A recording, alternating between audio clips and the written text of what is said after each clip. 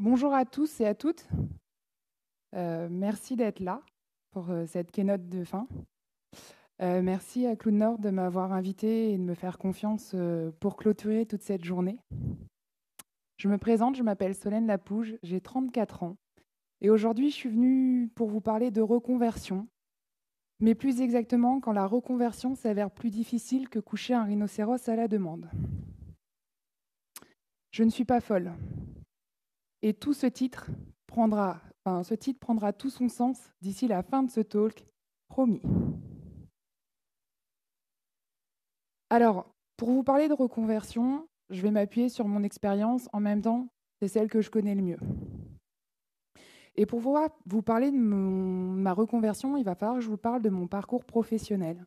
Et je vous propose de faire un petit retour dans le temps pour voir d'où j'ai débuté et où je suis aujourd'hui. Je crois que je suis partie un petit peu trop loin dans le temps. Et en même temps, pas tant que ça. Oui, je sais, j'ai des très belles boucles blondes. Comme vous pouvez le voir, il y a un thème en commun sur ces deux photos, les animaux. Effectivement, depuis toute petite, je suis passionnée par les animaux. Et même particulièrement, il y a un gros indice sur cette photo, par Dembo. J'ai usé Dembo, la cassette Dembo. Mes parents ne peuvent plus le voir en photo, ne peuvent plus voir le film. En même temps, je pense que la cassette est usée. Et en fait, très vite, je me suis pris d'amour pour cette espèce et j'en suis arrivée à une conclusion. Franchement, 3-4 ans, je veux être soigneuse d'éléphants. Et très vite, dans le temps, on me disait « Tu veux faire quoi plus tard, Solène ?»« Soigneuse d'éléphants. »« Vétérinaire ?»« Non, non, je te dis, je veux être soigneuse d'éléphants. » Et puis, on grandit, le temps passe et on monte en niveau. Et très vite, dans ma scolarité, on va me dire « Qu'est-ce que tu veux faire plus tard, Solène ?» Solène, elle le sait. Elle vous l'a dit, elle veut être soigneuse d'éléphants. Première problématique, je ne me plais pas dans le système éducatif français. Je ne me sens pas du tout à ma place. Je crée de plus en plus de phobies scolaires. Je suis victime de harcèlement. Je ne me sens pas à ma place dans le système éducatif français. Et puis très vite, on va me dire « Mais ouais, mais soigneur d'éléphants, c'est pas un métier. Il n'y en a pas en France, ça n'existe pas. Il y a peut-être 5 personnes qui arrivent à être soigneurs en France, mais c'est le grand max. Qu'est-ce que tu veux faire ? Soigneur d'éléphants. » Bon, Solène, si tu ne sais pas quoi faire, je te propose, c'est de passer au moins un bac. Ouais, enfin, à l'école, c'est quand même pas trop mon truc, quoi. Alors, me voilà dans le système agricole, et donc je passe un bac techno-agricole que j'obtiens. Et à l'issue, on me demande, Solène, qu'est-ce que tu veux faire après ton bac ? Soigneur d'éléphants. Ah ouais, mais ça, c'est pas possible, Solène. Passe en BTS. Si tu sais pas quoi faire, passe en BTS. Ok, Solène va passer un BTS s'il n'y a pas d'autres options. Me voilà en BTS compta gestion et production agricole, animale et végétale. Bon, ne me demandez pas de faire pousser du blé, vous allez mourir de faim. Par contre, bizarrement, niveau animaux, je me démerde un petit peu mieux. Puis arrive la fin du BTS. Solène, tu veux faire quoi ? Surtout pas le métier que je viens d'apprendre. Bizarre, hein ? Tu sais toujours pas ce que tu veux faire ? Franchement, passe une licence. Ouais, je vais passer une licence. Je peux toujours. Je veux juste être soigneur d'éléphants, donc je vais passer une licence. Et je vous le donne en mille. J'ai pas été pris en licence. Apparemment, un manque de motivation. C'est quand même fabuleux. Et en même temps, se spécialiser, parce que plus on monte dans les études, plus on spécialise dans un métier qu'on ne veut pas faire, ça avait quand même pas beaucoup de sens. Donc à cette époque, j'ai 20 ans. Je me dis, en vrai, ils ont peut-être raison. Peut-être que je pourrais pas être soigneur d'éléphants en France. Mais par contre, depuis petite, ce que j'entends, c'est que tu ne pourras pas être soigneur d'éléphants en France. Ok, mais en fait, c'est la France le problème. Qu'est-ce que je fais ? Je prends une année sabbatique et je pars m'occuper des éléphants à l'étranger. Où est le problème ? Il y a pas de... il y a une solution partout. Et donc, me voilà partie en Thaïlande pour m'occuper des éléphants. Autant vous dire que je me suis éclatée. Et à mon retour, j'ai pu commencer une carrière de soigneur animalier. Et alors, ça a été assez facile, parce que quand je suis revenue de Thaïlande, pas assez facile, tout est relatif, mais quand vous avez sur votre CV à soigner des éléphants à la petite cuillère en vidant les abcès, a mis des tampons hygiéniques pour éviter que les abcès se rebouchent, ça fait un peu fureur sur le CV. Excusez-moi, c'est pas très ragoûtant, mais en même temps, les animaux, c'est pas toujours très, très sympa. Et donc, j'ai pu commencer une fabuleuse carrière de soigneur animalier. Alors, j'ai fait des tout petits parcs en France. Je ne sais pas si vous allez les connaître. J'ai fait Beauval, vraiment tout petit parc. La Flèche, on continue sur des tout petits parcs. Et Cerza. Alors, Cerza, par contre, vous le connaissez peut-être pas. C'est un super parc en Normandie qui est vraiment top. Et alors, dans ma carrière, j'ai eu la possibilité de travailler avec plein d'animaux. Et je me suis éclatée. Mais je me rends compte que je vous parle du métier de soigneur depuis tout à l'heure. Mais est-ce que vous savez ce que c'est le métier de soigneur? Non, vous ne savez pas? Alors déjà, je vais vous casser un rêve. Vous avez peut-être déjà vu une saison aux zoo, une émission sur France 4 qui relate le quotidien des soigneurs. Vous avez déjà eu l'occasion de la regarder, cette série? Est-ce que vous avez déjà vu du caca? Eh bien, c'est dingue, parce qu'en fait, le métier de soigneur, c'est quand même 90% de son temps ramasser du caca. Et dans une saison au zoo, apparemment, les animaux, ils ne font pas caca. Alors, ce que je vous propose, c'est de vous emmener avec moi sur une journée type de soigneur animalier pour vous rendre compte ce que c'est le quotidien de soigneur animalier. Ça vous va? On y va? Le matin, quand on arrive, on a tous nos petites habitudes, mais globalement, ce qu'on fait, c'est un peu dire bonjour à nos animaux. Après, on retrouve nos collègues. Alors, je vais vous parler d'une journée type au parc du Cerza. Le parc du Cerza fait 65 hectares, pas très grand, et on est en moyenne entre 5 et 6 soigneurs par jour. Donc, autant vous dire que le matin, quand on part sur nos tournées, on ne voit pas vraiment nos collègues. Du coup, comme on n'a pas la possibilité de refaire des pauses ensemble, notre journée, elle commence par une pause. Et pendant cette pause, on va discuter de ce qu'on a prévu de faire dans notre journée, des problèmes qu'on peut rencontrer si on va avoir besoin d'aide, des naissances, de la mortalité, des problèmes avec les stagiaires ou les choses qui se passent bien. Mais dites-moi, ça ressemblerait pas à une délie, ça? C'est dingue. Et puis après, on va préparer nos véhicules. Dans nos véhicules, on emmène le repas du matin pour les animaux qui ont des petits-déj, ils ne le mangent pas tous le matin. Et puis on part faire notre secteur. En général, quand on part le matin, on revient que vers midi. Donc c'est des grosses tournées. Et en fait, on passe de bâtiment en bâtiment, vérifier nos animaux, vérifier que tout le monde va bien, vérifier que tout le monde est là aussi. On nourrit et on commence à nettoyer. En fait, on fait un peu de la TMA, de la tierce maintenance animalière. Et comme je vous ai dit, on ne se voit pas beaucoup avec nos collègues. On est éparpillés sur 65 hectares, c'est quand même assez grand, donc on communique par talkie. Et puis là, je suis en train de nettoyer la maison des Géladas. Les Géladas, c'est des primates avec une grosse crinière, c'est assez sympa. Et là, on entend un appel au talkie. Les soigneurs pour Aude, les soigneurs pour Aude. Oui, Aude. Ramsès a disparu. Je répète, Ramsès a disparu. Alors, ce n'est pas un nom de code. Ramsès avait bien disparu. Mais qui est Ramsès? Ça, c'est la vraie question.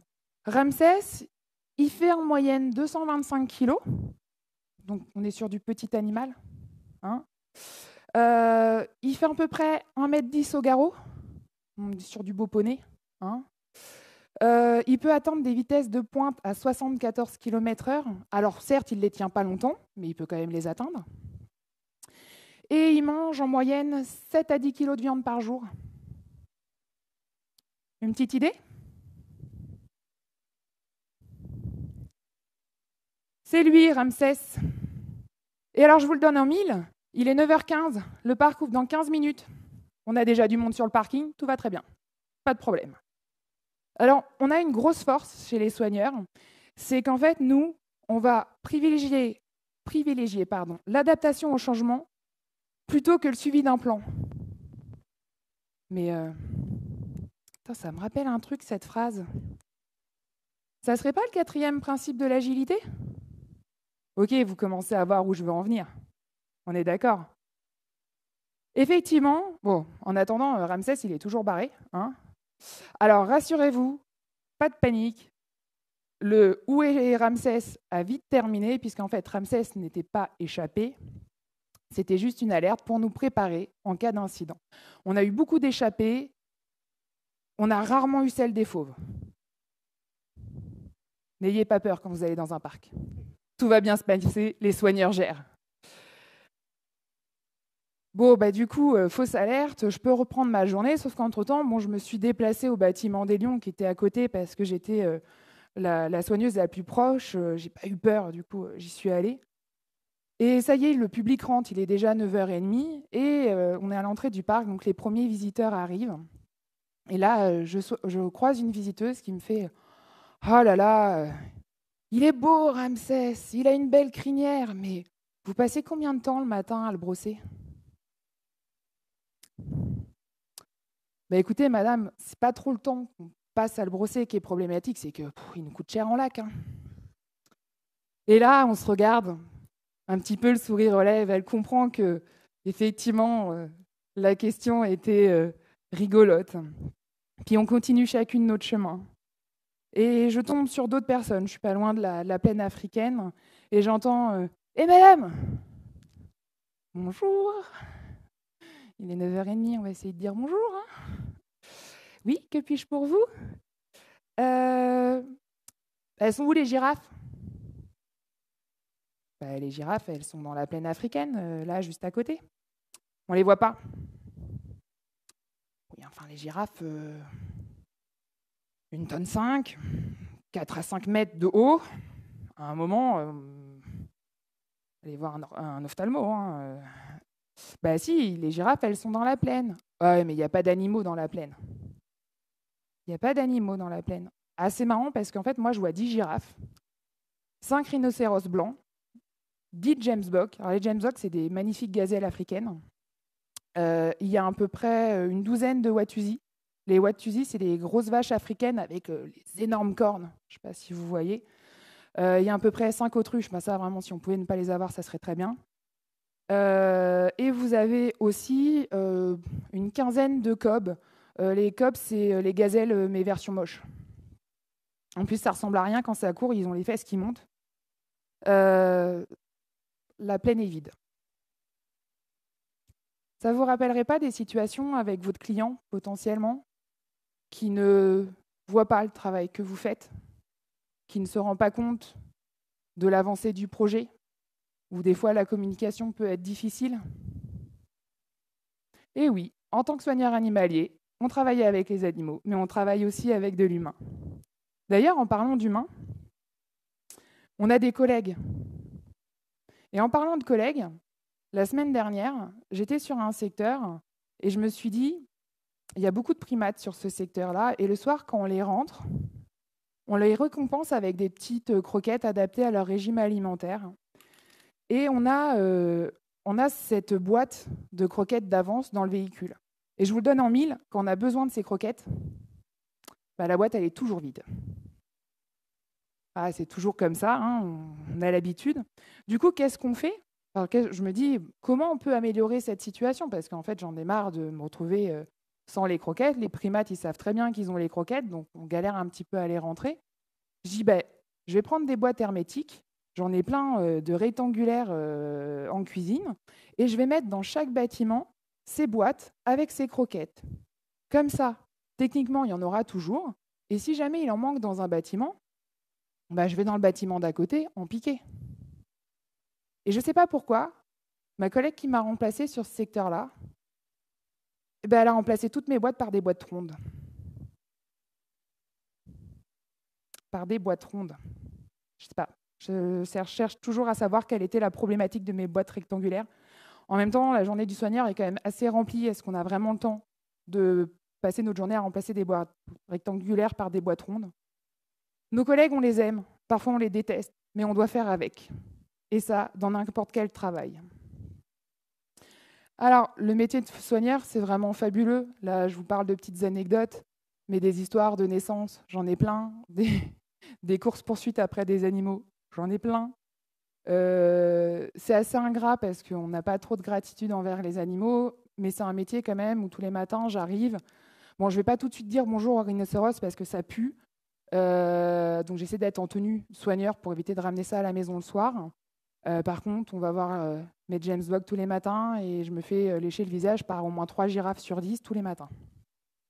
Alors comme ça, vous dites, c'est vraiment bizarre, mais je vous jure, quand on est dans le métier, c'est un vrai kiff. C'était vraiment le métier de mes rêves. C'est le métier que je voulais faire. En même temps, mes parents n'avaient pas trop tort. Hein. J'ai jamais soigné d'éléphant en France. Le 17 décembre 2016, tout s'arrête. Je viens d'avoir un accident de moto. Je ne suis pas responsable et pourtant ma vie va changer du jour au lendemain. Très rapidement, on va se rendre compte que je n'ai pas la capacité physique de reprendre le métier et je vais être licenciée pour raison médicale. Sauf que comme vous pouvez le constater, je n'ai pas de plan B. Moi, j'ai toujours voulu soigner les éléphants.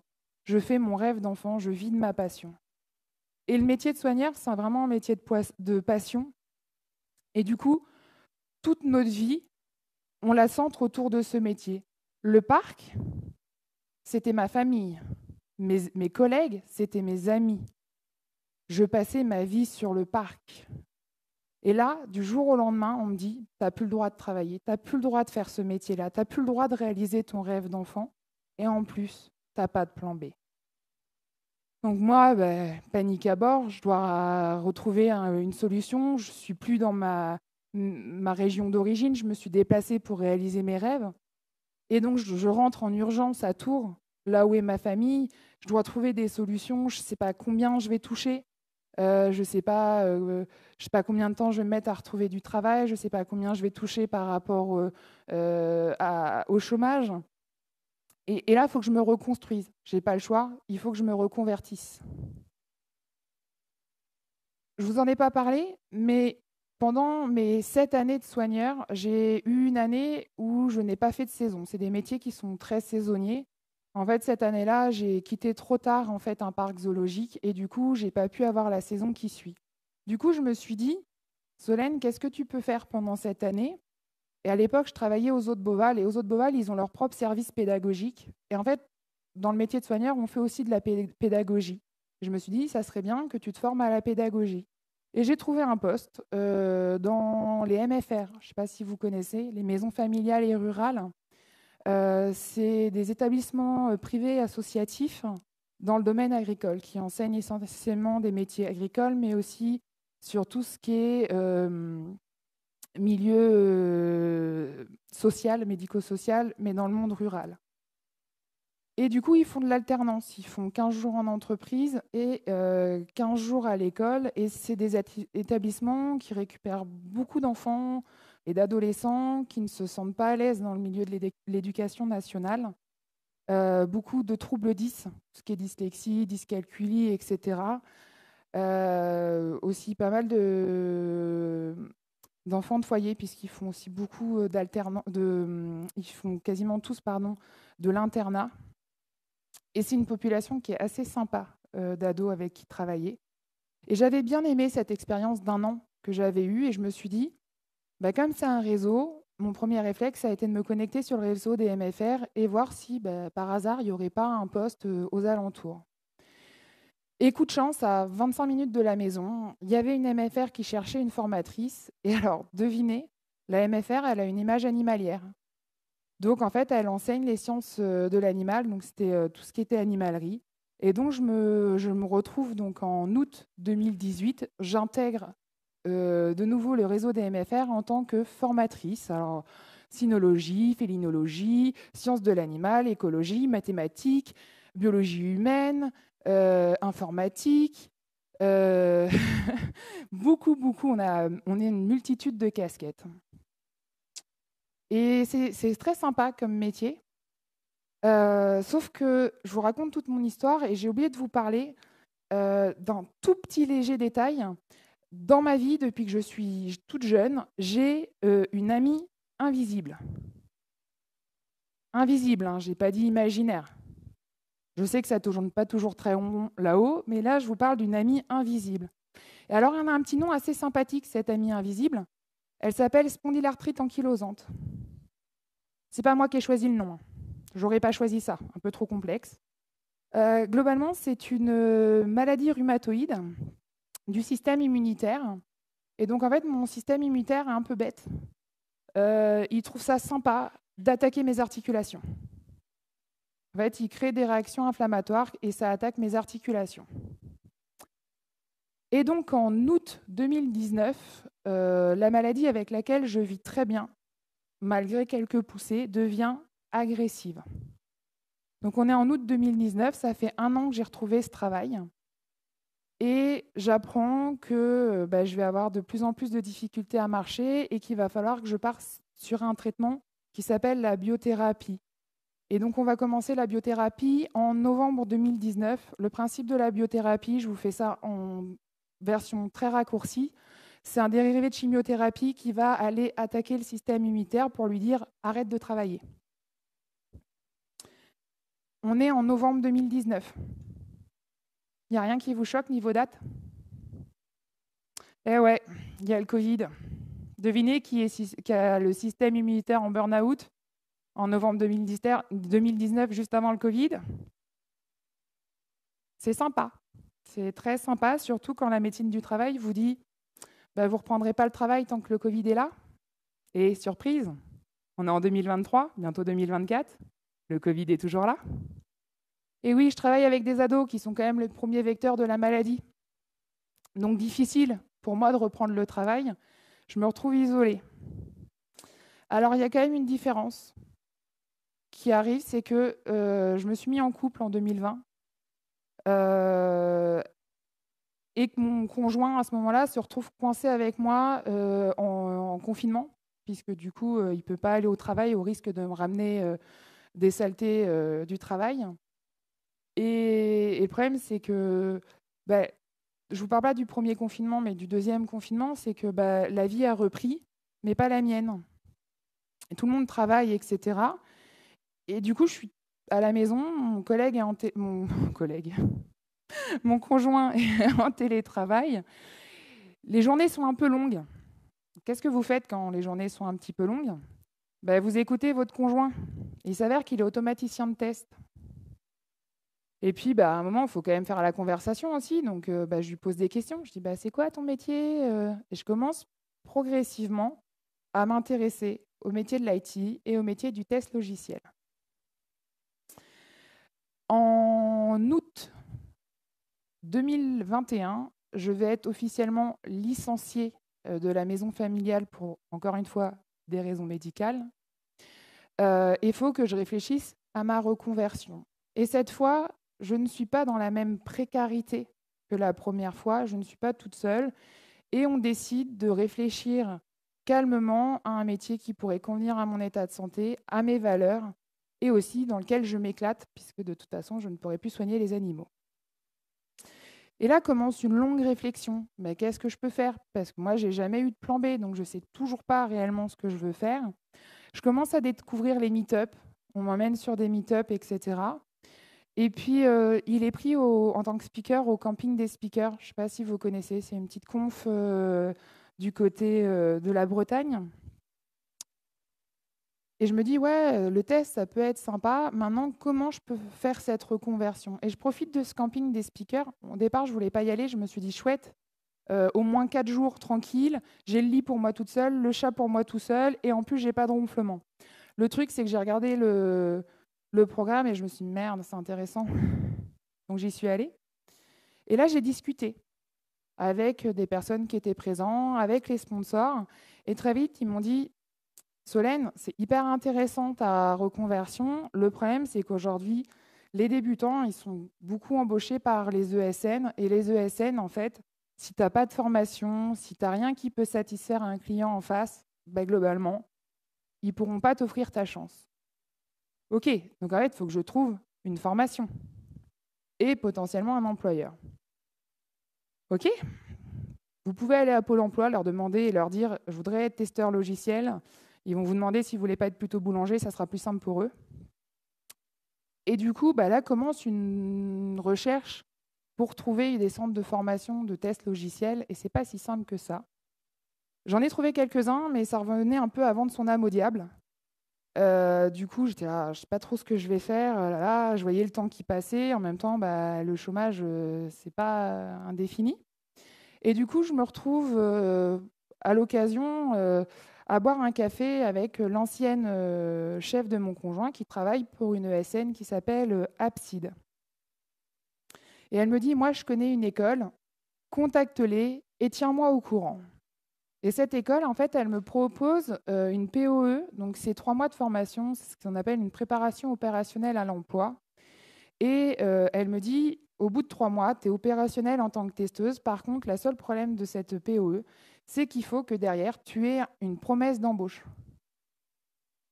Enfin, je viens déjà de trouver la formation, maintenant, il faut que je trouve une promesse d'embauche. Le parcours du combattant. Et en fait, Abside va me dire, vas-y, Solène, fonce, on te suit, nous, on te fait cette promesse d'embauche derrière. Alors moi, ça va, ça a plutôt été laborieux, mais je m'en suis plutôt bien sortie. La reconversion, c'est très compliqué parce que, en fait, on remet tout en question. Des fois, on quitte un boulot qu'on aime, qu'on ne peut plus faire ou qui n'est juste plus en valeur qui n'est plus qui ne correspond plus à nos valeurs. Et en fait, on quitte tout. Des fois, on quitte un salaire qui nous convient parce que j'aurais pu peut-être me battre pour rester dans la formation. On quitte un salaire, on quitte une position. Des fois, on a des enfants, des animaux à nourrir à la fin du mois. C'est vraiment compliqué. On se met en danger quand on fait une reconversion. Et en plus, on ne sait pas si au bout, ça va nous plaire, mais par contre, on se bat pour réussir. Et c'est d'autant plus compliqué parce que, en plus, souvent, on retourne à l'école alors que ça fait très longtemps qu'on l'a quitté. Et moi, en décembre, donc c'est en décembre 2022, j'intègre l'école du test à Paris. Moi qui ai une phobie scolaire, j'ai adoré. Vraiment génial. Je pensais avoir fini avec l'école et là, je me retrouve de nouveau 3 mois en cours. C'était quand même pas l'éclate. En même temps, j'ai beaucoup ri, j'ai beaucoup pleuré, j'ai aussi hurlé. Sur les formateurs aussi, sur les collègues aussi, sur moi-même aussi. Mais c'était très enrichissant. À l'issue de ces formations, j'ai intégré l'entreprise Abside, donc qui est une ESN, et ça a été très, très intéressant parce que pour la première fois de ma vie, j'avais un employeur qui m'a dit « Tu as des compétences, on va s'en servir ». Et effectivement, quand on est reconverti, on est nouveau dans le métier, mais on n'est pas nouveau dans le travail. Et comme je vous l'ai démontré tout à l'heure, mon métier de soigneur où je ramassais du caca, en fait, j'ai fait de l'agilité. J'ai fait des pratiques courantes que vous faites tous les jours dans votre métier. C'est des compétences transverses qui peuvent être utilisées dans notre nouvelle carrière. Et ça, c'est la vraie force des reconvertis. C'est mon petit cheval de bataille, d'autant plus s'ils sont handicapés. On a des compétences, il faut juste savoir les mettre en valeur et les utiliser. Et ça donne derrière une grosse plus-value à vos équipes. En plus, ils ont un regard extérieur et c'est des personnes qui ont appris à monter en compétences très rapidement sur un temps relativement court où ils ont beaucoup d'informations à ingérer et ils ont une volonté vraiment de faire bien, de s'améliorer, de comprendre et de monter en compétences. Donc ne passez pas à côté de ces profils-là, même si ça fait un petit peu peur. Alors, mon arrivée à Abside s'est très très bien passée puisque mes compétences ont été mises en valeur. Même si c'est une ESN, c'est possible. Les ESN ne sont pas toutes le mal. Et je vais commencer à arriver à la fin de ce talk. Et vous êtes en train de me dire, ah non, mais là, elle est en train de parler du monde des ESN, mais alors le rhinocéros couché, on n'en a toujours pas vu la couleur. C'est quoi cette arnaque ? Alors, dans le milieu zoologique, mais pas que dans le monde animalier, on pratique beaucoup ce qu'on appelle le medical training. C'est-à-dire que quand vous avez des animaux dangereux ou à gros volume, vous allez utiliser des mouvements que l'animal fait naturellement. Vous allez les renforcer et les associer à un mot. Et après, vous allez vous en servir notamment pour les soins médicaux. OK ? Alors, nous, on avait une problématique.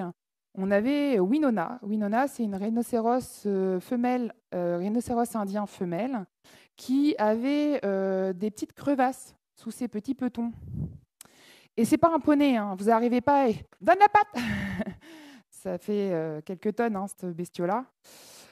Du coup, il a fallu qu'on trouve une solution. Et en fait, elle se couche. Donc à un moment, peut-être qu'on pourrait trouver une solution pour lui demander de se coucher à la demande. Et chez les animaux, en général, vous avez toujours un point G de la gratouille. Il suffit juste de le trouver. Et si vous faites ce petit point G de la gratouille très très très très très fort, ben en fait, le rhinocéros, ça devient juste un gros toutou. Et très vite, on va associer le moment où elle se coucher au mot site, on va la récompenser avec quelque chose qu'elle aime beaucoup, genre de la banane ou de la pomme. À pas trop abuser parce que c'est un peu gras la banane.